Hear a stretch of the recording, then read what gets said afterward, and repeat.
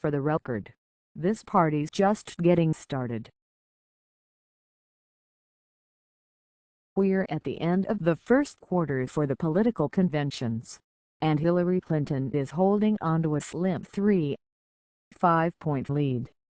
We still have 2 more days of the GOP convention remaining, then the Democratic convention begins Monday in Philadelphia. Between the two, there's a special halftime show planned, Melania Trump vs.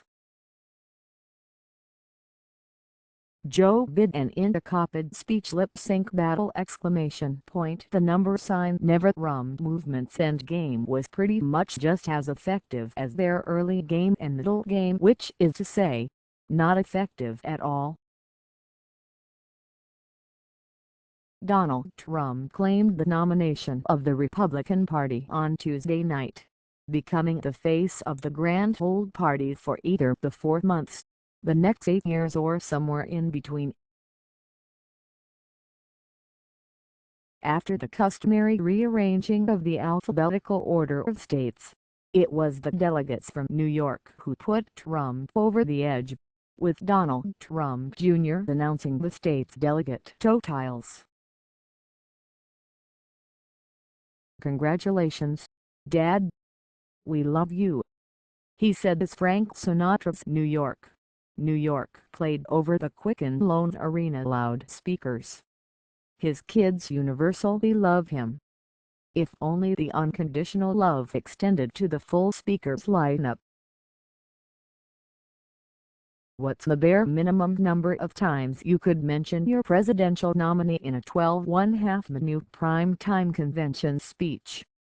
According to Paul Ryan, it's 2.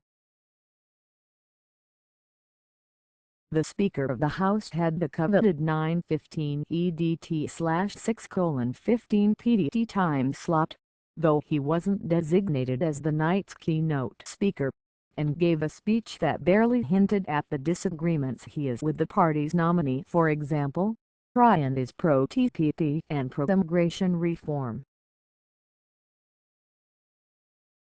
"He's not my kind of conservative, but I come from a different part of the wing of the party," Ryan said at the Wall Street Journal luncheon yesterday.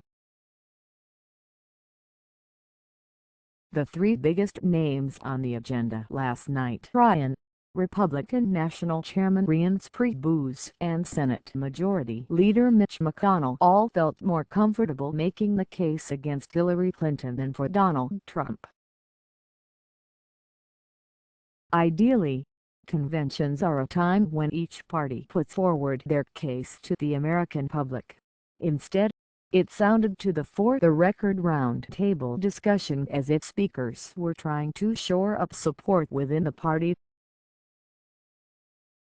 Next week, will we see the same thing at the Democratic convention? That is, will Clinton surrogates spend most of their time making the pro-Hillary case to Bernie Sanders supporters? The delegations of each state and territory each get their own little 30-second infomercial on the convention floor before announcing their votes, which we'd like to imagine has been going on for decades. "Mr. Speaker, we're proud to be here representing the great state of New York, home of ironing boards, calliopes and Lobster Newburg.